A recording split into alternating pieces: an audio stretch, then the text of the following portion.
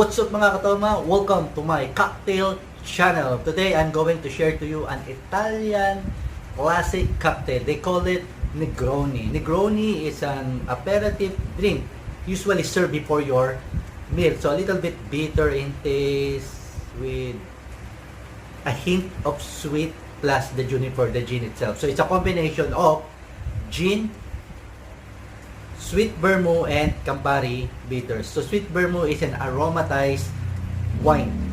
Plus we have the bitter. So I'm sure all of you are excited. Let's get started. Alright, so we're going to make Negroni. So first, 45 ml of gin.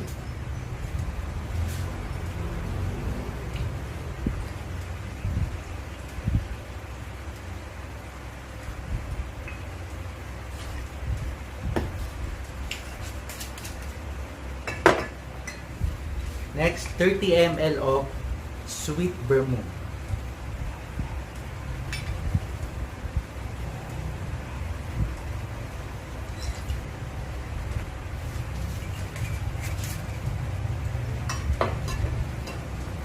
And last, 30 ml of Campari bitters.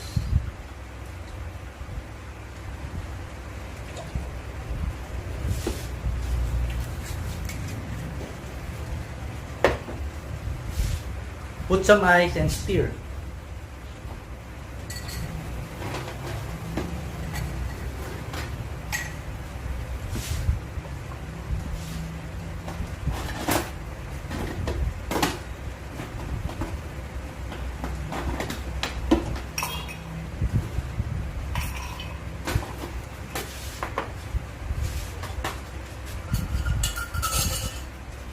Make sure to stir properly. So again, Negroni cocktail, 45 ml gin, 30 ml sweet vermouth, and 30 ml Campari bitters. Procedure, stir.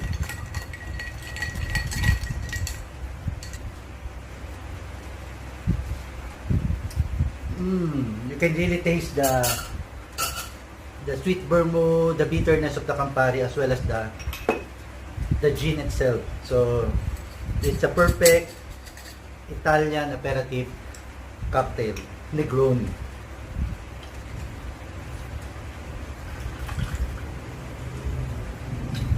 Alright, so usually garnish with an orange peel and then twist on top of the drink.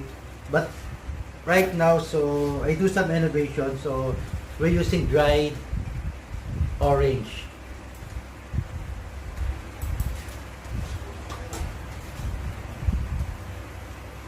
Wow, smells so good. So mga katoma, Negroni, an Italian aperitif cocktail.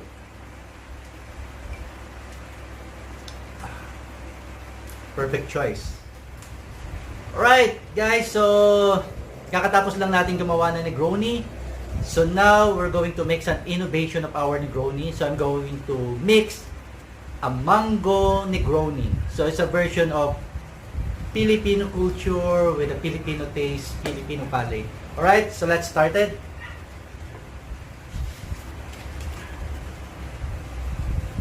So 45 ml of gin.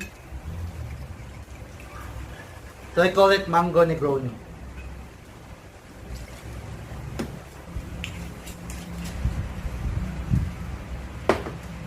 And magre-reduce tayo ng sweet vermouth and Campari.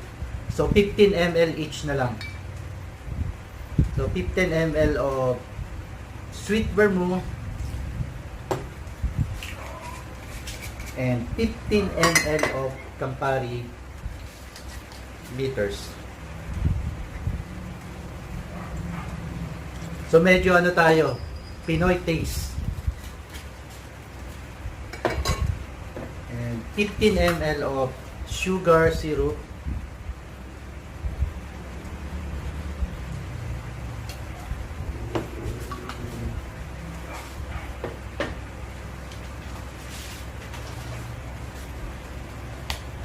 And 45 ml of mango.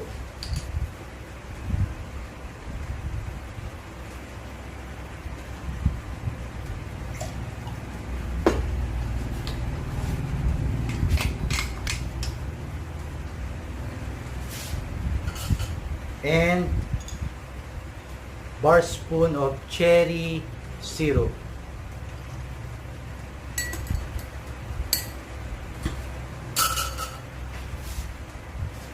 Right, let's put some ice.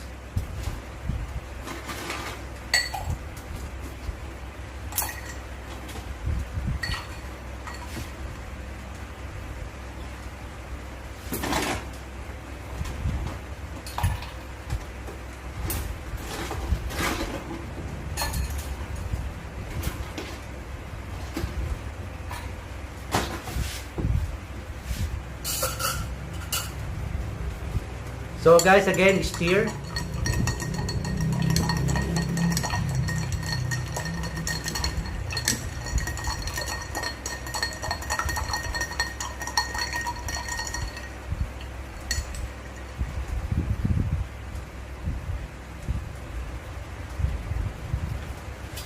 Suabe. Yung Negroni natin, yung classic Negroni natin na medyo strong, bitter yung lasa niya. Ngayon, na-divert natin siya into a Filipino palate. So with mango and with cherry syrup.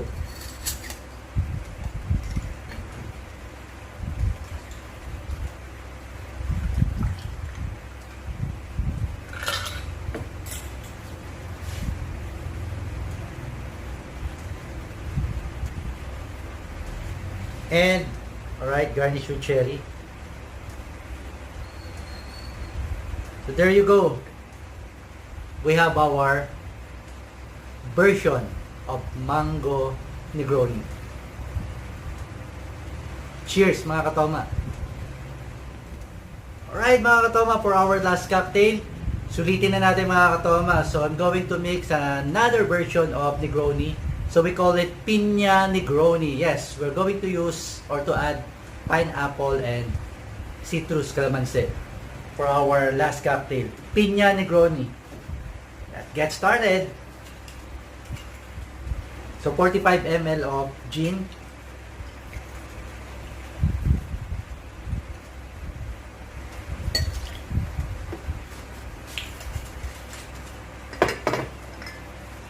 Same pa rin mga katoma, reduce tayo ng sweet vermouth and Campari bitters, 15 ml only.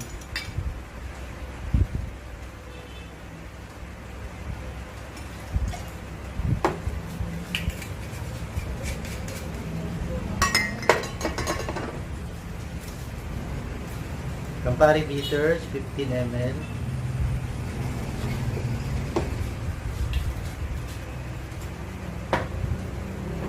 Sugar syrup, 15 ml.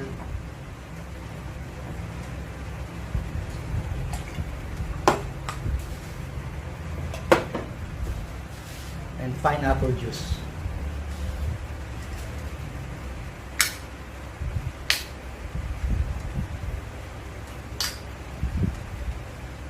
.45 ml.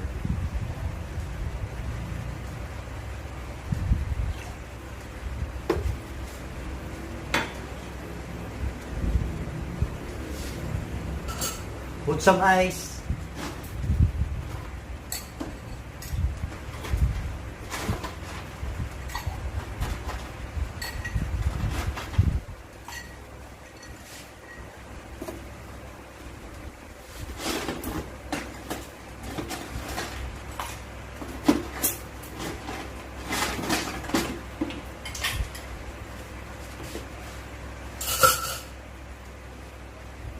Okay, and then squeeze off calamansi and drop. Stir.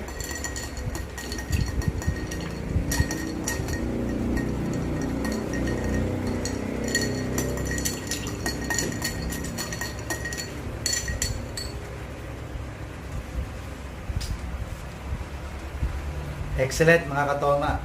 A taste of from Italian aperitif, parang na-convert natin siya into a Hawaiian recipes.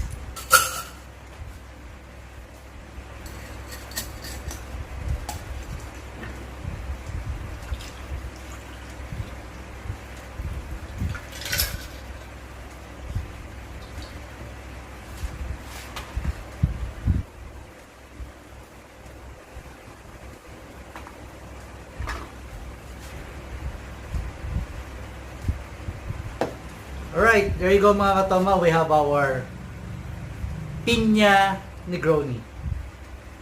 So I hope nag-enjoy kayo mga katoma. So we made the classic Italian Negroni cocktail.